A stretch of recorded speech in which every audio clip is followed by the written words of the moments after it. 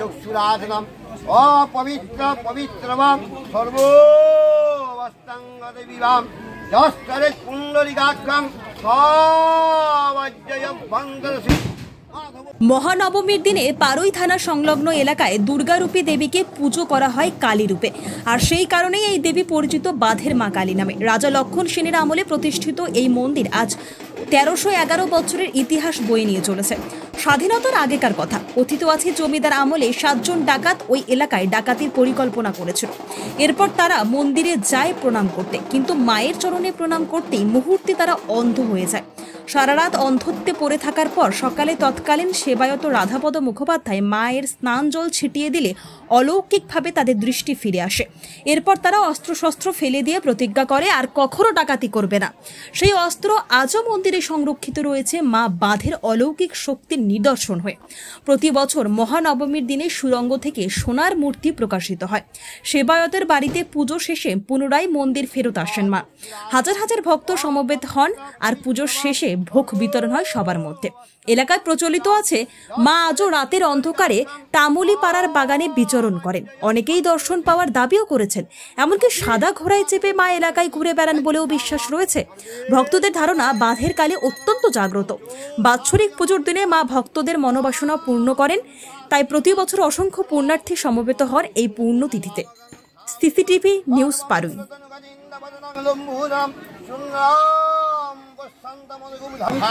সমস্ত জগতামুদিবং ভজামি পদ্মত্তায় বৃন্দাবন মৌলে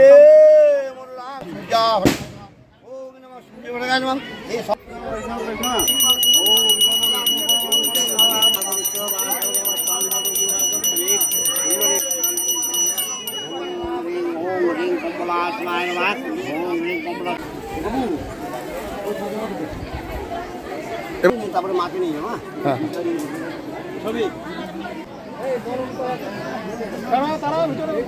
স্বয়ংভূ বাংলার 121 সালের কালী দুর্গারূপী মা, জাগ্রত বাঁধের মা কালী। এখানে ছিল তামুলিপাড়ার বাগান। তামুলিপাড়ার বাগানে মা বিচরণ করতেন। বাংলার 121 সালের কালী 1432, 1311 বছর মায়ের বয়স হলো। 3 মা, বড় মা, মেজ মা, ছোট মা। সুলঙ্গ বাহিনী মা প্রথমে বোম ফাটবে, সুলঙ্গ থেকে জল আসবে, সোনার লকেট বেরোয়। মা কিন্তু কোনাকুনিতে আছেন, দক্ষিণ মুখে এখানে বলিদান হয়। সেই মা পুরোহিত মশাই বাড়ি যাবেন, তারপরে মা এখানে আসবেন। আপনি আপনি মা এখানে বান থেকে আপনি আপনি স্বয়ংভূ মানে বান থেকে আপনি আপনি মা উঠেছিলেন। 3 মা। শিলামূর্তিগুলো যে এখন দিনের বেলায় দেখছেন, রাত্রির 12টা হোক 1টা হোক, তারপরে মা বিচরণ করেন।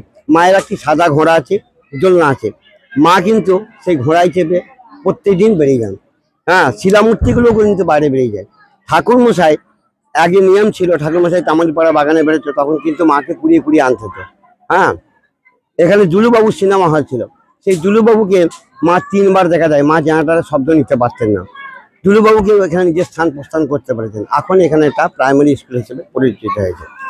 এখানে যে অস্ত্রগুলো রয়েছে দেখলাম, সেগুলো কিসের জন্য ব্যবহৃত? অস্ত্রগুলো হয়েছে 7টা ডাকাত আছে। 7টা ডাকাতই কিন্তু অন্ধ হয়ে যায়। মাকে প্রণাম করতে আসে যে মা আমি তোকে প্রণাম করে যাচ্ছি, আজকে যেন আমি অমুক জায়গাতে গেলে ডাকাতি করতে পারি। আমাদের এখানে জমিদার বংশ, এখানে ডাকাতি করাতে প্রণাম করতে আসেন। প্রণাম করতে আসার পূর্বে মা তখন যে যা ভাবে ছিলেন, হাঁটু করে ছিলেন, কেউ সোজা হয়ে বসছিলেন, তেমনি ভাবেই তারা অন্ধ হয়ে যান। 7টা ডাকাতি অন্ধ হয়ে যান। আমার দাদু রাধাপদ মুখার্জি, উনি মায়ের কাছে এসে দেখেন 7টা ডাকাত অন্ধ হয়ে যায়, জল ছেটান, অন্ধ দূর হয়। ঠাকুরমশাই বাড়িতে এখনো বর্তমান গন্ডারের চামড়ার ঢাল, অস্ত্র। এখন পুজো হবে, এখন মাকে ঠাকুরমশাই বাড়িতে নিয়ে যাবে। মা 9টা থেকে বিচরণ করেছেন গ্রামে, গোটা গ্রাম ঘুরেছেন।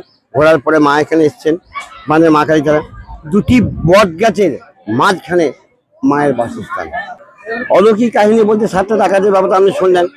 এখানে সন্ধ্যাবেলায় কোনো লাইট জ্বলে না। প্রত্যেক দিন সকালবেলায় নবদ বাজেন, সন্ধ্যাবেলায় নবদ বাজেন। মায়ের এটা প্রতিদিন নিয়ম, ঠিক আছে। মায়ের এখানে প্রত্যেক মাসে 5টা করে যজ্ঞ হয়। এই মাসে যেমন 11টা যজ্ঞ হয়েছে। সন্ধ্যাবেলা হয়তো ঝড়ের বেগে চলে গেল, হয়তো রাত্রির 12টা বছর। 51 পিঠের আর এক পিঠ অন্যতম কিন্তু বাঁধের মা কালী তলা। মায়ের এখানে দণ্ডি কাটা হয়। আজকে শত শত লোক মায়ের পুকুরে এখানে স্নান করবেন, মায়ের কাছে দণ্ডি কাটা হয়।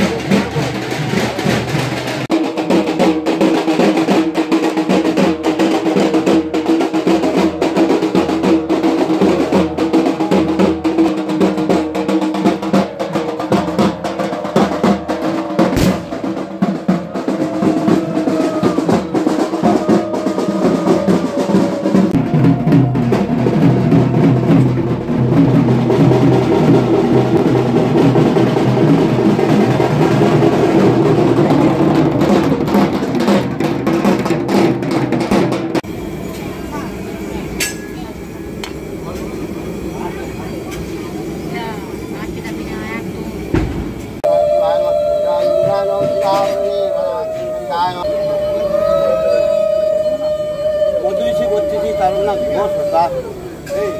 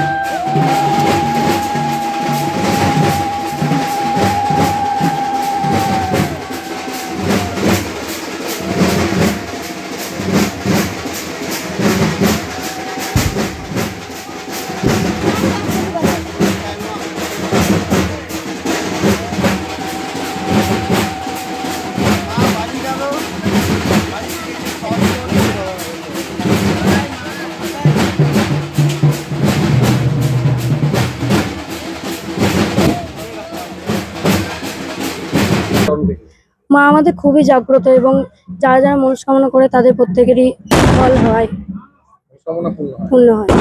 আজকে কি পুজো মানে কতক্ষণ চলবে এখন? আজকে তো সারাদিনই পুজো চলবে।